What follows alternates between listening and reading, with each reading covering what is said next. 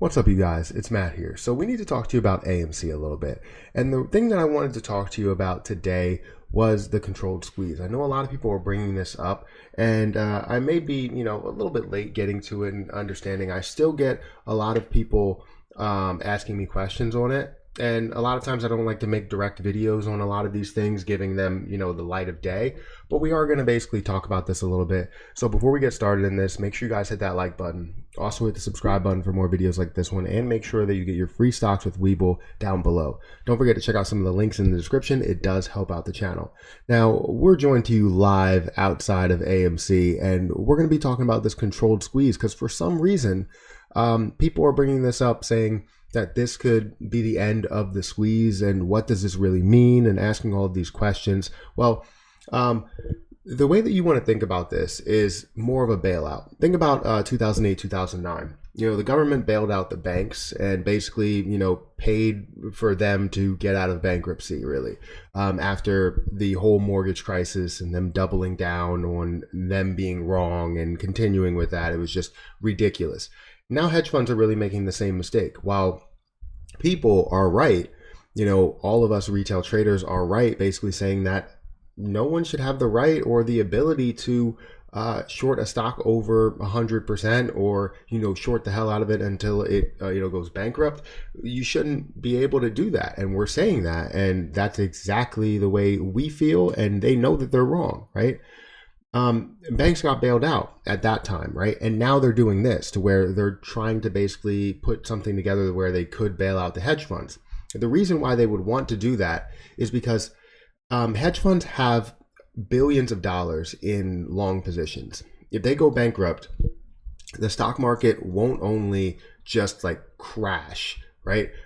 It'll really, really fall. And a lot of other things will be affected by it, because not only will the stock go down, you'll see other hedge funds start to pull out of their long positions as well, knowing that, something like Citadel is going to actually pull out of their long positions. So if they do that, it's going to create a chain, and it's going to create retail traders to get scared, a lot of people to get scared, institutions to get scared, and it's going to create a large crash just by the amount of fear that goes into the long positions that will be taken out. And I understand why they're looking to do this. They're looking to basically save the stock market, save the economy, and not have it, be 2008, 2009 all over again, right? That's not what they're looking to have. But the way that they're doing it, it's not necessarily going to destroy the squeeze, because no matter what, if they bail them out, they have to cover it. So it would actually make the squeeze happen a lot sooner if that does happen. However, it does save the hedge fund, which, if you think about it, in the history of, billionaires, millionaires, institutions getting money, not a single one of them have actually taken that money and put it in the spot that they were supposed to put it in. So what they will do, I'm pretty sure, is they will double and triple and quadruple down. So if they end up doing that, to where if the money is put towards them to say, look, you have to put it towards covering these short positions, then, there's no way around it. However, I'm sure they'll try and find some sort of way around it to where they will try to get out of this so that they can re-short, so that they can continue to short as it goes on. And I don't know if it will be a continuous chain where they will get bailed out, because the government doesn't want the stock market to crash. But if they keep making this mistake, it might be that situation. So I just wanted to, call this out and just say that it's, in my personal opinion, I believe it's not really horrible for the squeeze. The squeeze will happen no matter what, because they're going to cover eventually, or the government will kind of force them to cover. And if they don't get around to that, if they end up giving them the money as a loan or whatever, and it ends up getting used for the wrong purpose, basically they use it to double and triple down and continue to short, it might be a little bit ridiculous here. So that's what I wanted to say. This controlled squeeze is not something you should be 100% worried about. This is not something that I was really worried about, because no matter what, the squeeze would actually happen. It's the long positions, it's the other positions that don't really have too many short positions out on them. Maybe the Amazons, the Apples, the Facebooks of the world. Tesla might be a different story, because they are still shorted. People do still believe that Tesla is overvalued. So a lot of people will probably end up, or they have those shorts, so that won't really take a huge hit. You do have long positions that are in there as well from different hedge funds, but the only thing is that you would start to get scared. It's something that can create a lot of fear, and it kind of should. Hedge funds made a mistake, and they're obviously going to see the effects of that. And the way they see the effects of this is they're going to have to liquidate all of their long positions. And if they do, just know that there's going to be a, kind of, I don't know, just a line of people that are ready to get out of that position, whether it's retail traders, institutions, hedge funds, whatever. They're all looking to pull out of those positions. So it might be a pretty big crash that we are seeing.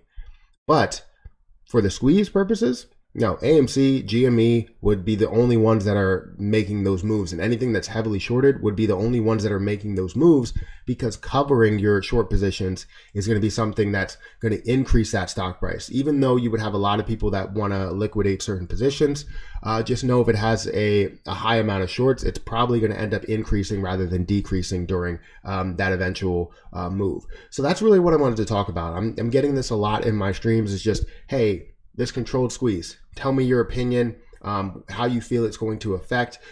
People are getting it confused, basically saying that, it's going to crash the market and it's going to destroy the squeeze and all of this stuff, and everything's just going to be, dissipated. If the people that are holding AMC continue to hold AMC, and the short shares are covered in AMC, the stock can do nothing but go up.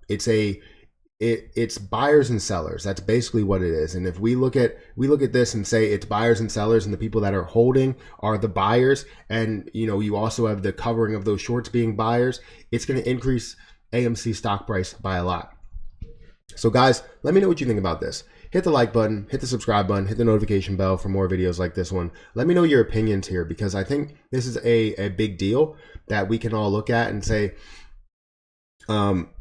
this is why I really don't like to dig into a lot of these rules, regulations, and all of that stuff, because a lot of the information that goes around may end up creating fear by itself, which could be, that big form of FUD.